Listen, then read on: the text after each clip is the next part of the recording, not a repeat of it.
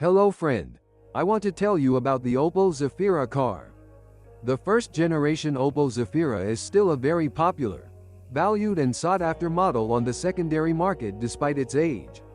People interested in a compact car offering a lot of space and the ability to transport more than 5 people often ask which engine to choose for this model, because the engines were the Zafira's Achilles heel. Petrol engines burn a lot and have average performance, and diesel engines are considered unreliable. However, not everyone realizes that there was something more in the engine range. This something was nicknamed OPC. OPC is an abbreviation for Opel Performance Center, i.e. Opel's sports department. In the late 90s, Opel decided to create its own department dealing with factory tuning of serial models. At the same time, new generations of Astra and Vectra were entering the market, which were to go under the OPC knife right away. In the meantime, OPC developed quickly and the aforementioned models almost immediately surprised with good driving characteristics and performance. Let's go back to the beginning, 1999, when the first generation Zafira debuted on the market. It was an innovative car in itself, because Opel created a very clever system for easy folding of the seats and interior arrangement. In a small, compact minivan, the user had a choice of a large trunk or 7 seats. The third row can accommodate even average-sized adults, which does not mean they will be comfortable. After folding all the seats, the Zafira turns into a quite nice delivery van. Customers quickly appreciated the advantages of this car. Technically, the Zafira is a twin of the Astra, so there are no innovative solutions in it, neither in the chassis nor in the engine. The front suspension uses a classic McPherson, in the rear a torsion beam. A certain innovation was the electro-hydraulic power steering. Apart from that, a compact classic, to put it colloquially. Engines. The Opel Zafira I had a wide range of engines for both petrol and diesel enthusiasts. Unfortunately, the basic engines are very average and it's hard to recommend any of them. Personally, I would choose a well-maintained diesel version, which, with proper maintenance, should not cause any problems. In order to drive relatively economically with a petrol engine, you need to install a gas system, and this slightly spoils the overall appearance of the car. Moreover, petrol engines, with high fuel consumption, do not reward you with dynamics. The exception is the OPC model. OPC installed a new Z20 LET engine in the Zafira. It was a 2-liter, turbocharged unit very similar to the naturally aspirated 160 horsepower X20XER installed in the Astra. Initially, the power was 192 horsepower, later 200 horsepower. Maximum torque was achieved from about 2,000 revolutions per minute. The engine rewarded with acceleration at the level of the GTI cars of the time, and burned little more than the regular 125 horsepower 1.8. At that time, a minivan that could easily reach 200 km per hour and accelerate to 108 seconds was something. Despite all this, the car was still comfortable. The quality of driving improved significantly. The stiffness and elasticity of the suspension are some of the greatest advantages of the Zafira OPC. You can safely go on holiday to Romania in this car, and in the evening leave the family at the hotel and go for a drive along the Transfiguration Road. No one will be disappointed, neither the family nor the father driver. What's broken? Of course, the basic question related to this model, I mean the OPC, concerns maintenance costs. More on that in a moment. Of course, maintenance costs are affected by the reliability of the car, especially in the context of the engine. And here I have good and bad news. I'll start with the good. OPC tried and created a decent engine that didn't cause any major problems. Minor problems with the electrics, sometimes the ignition coil fails, and increased oil consumption during intensive use are nothing to be afraid of. The gearbox was also well paired with the engine and is very durable. The drive joints are worse, they give up more quickly during hard driving. Interestingly, the Z20 LET engine tolerates LPG operation very well, which may be a necessity for some, but at the cost of losing the car's functionality. And now the bad news. The engine was designed to last 200–250,000 kilometers without failure. Longer use often requires a general overhaul.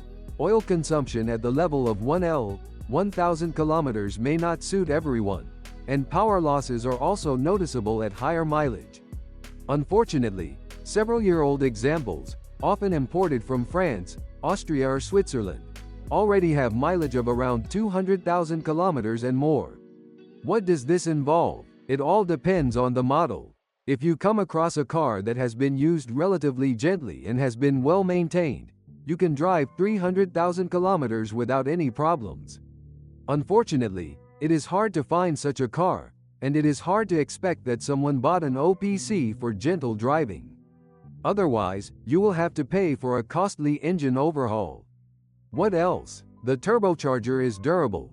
The same applies to the intercooler, which will sometimes need to be sealed. It's similar with the intake manifold.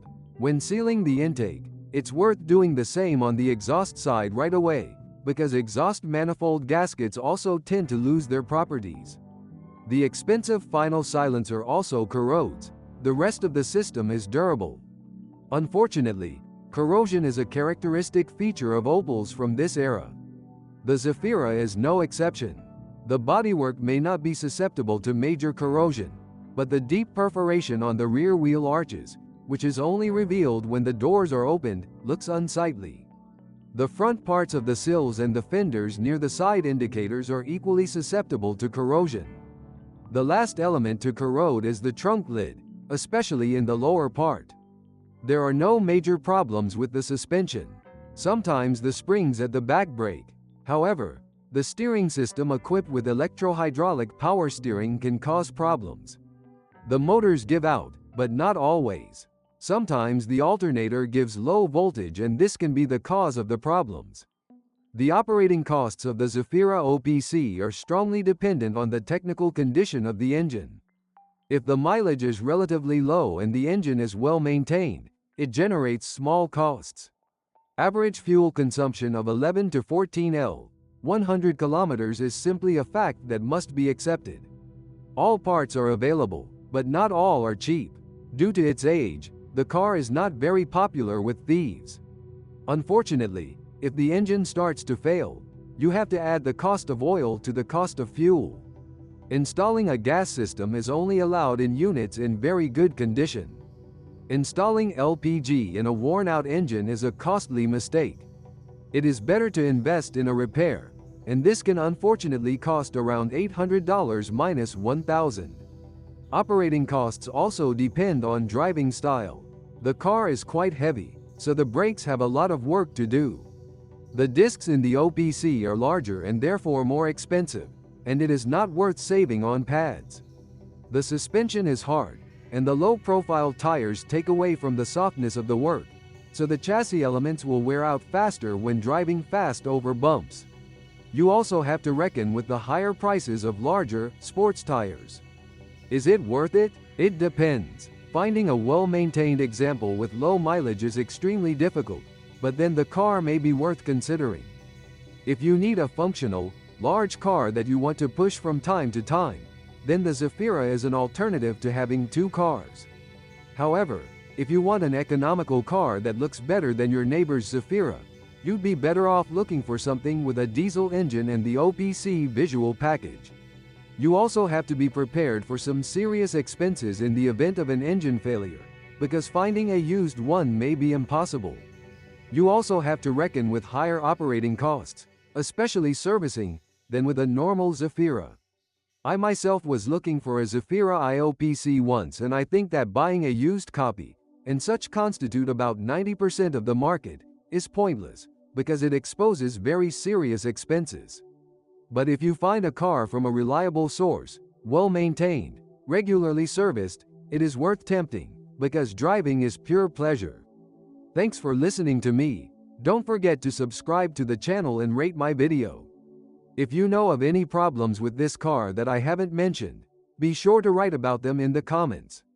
I have good news for you. Now, if you are planning to buy a used car, or learn more about your car, You no longer need to search for the information you need on the internet. We have collected everything in one place for you. On the website carme.pro, here you can find out everything about the car, what brakes and at what mileage, any problems with engines, chassis or gearboxes, which trim levels are better not to mess with, and how not to lose money buying a used car. You will learn all this on carme.pro.